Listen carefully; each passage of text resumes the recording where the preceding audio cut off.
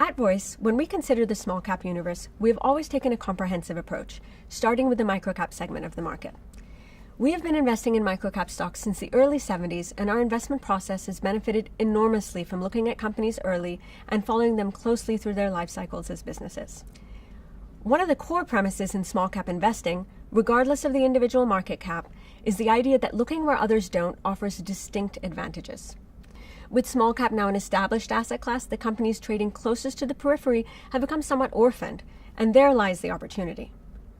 By extending into the smid-cap segment, we not only allow our portfolios access to a larger investment universe that encompasses an underappreciated zone of the equity market, but we also enable our best investments to continue to benefit our clients even as they move up the market cap spectrum. The most frequently used definition for smid-cap stocks is membership of the Russell 2500 index. This index includes all the stocks within the Russell 2000, that's the index most frequently used to define small cap stocks, plus the 500 smallest cap stocks from the Russell mid-cap index. So basically, the smid-cap universe of stocks is all small cap stocks plus smaller mid-cap stocks. Examining performance characteristics over time can give us a clear case for the opportunity offered in the mid-cap space.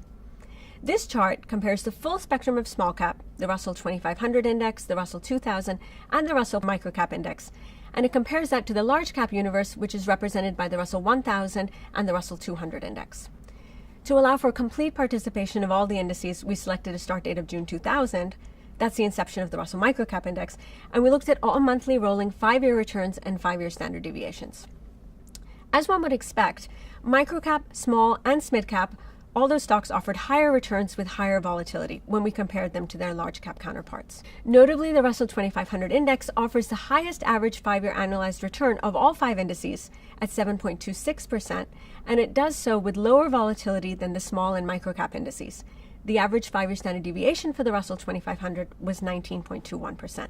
When we think of this mid-cap universe, it combines many of the attractive performance attributes of the small cap segment with some of the liquidity and business stability characteristics that are more traditionally associated with larger businesses.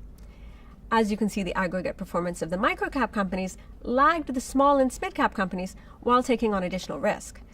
The microcap index covers the very smallest investable companies of the U.S. equity market, and it zeroes in on what we believe is the most inefficient part of the stock market that's ideally suited for active managers. Our approach to the microcap category centers on companies that have strong balance sheets and high returns on invested capital, which we also believe appropriately addresses the volatile behavior of the asset class. Our more than 4 decades of asset management experience have taught us that the small cap asset class is larger and a broader universe than a single index can encompass. The acceptance of small cap stocks as a permanent part of an investor's portfolio, combined with a traditionally dominant allocation to large cap stocks, has created a meaningful investment opportunity in those stocks that fall both below and above the conventional small cap boundaries.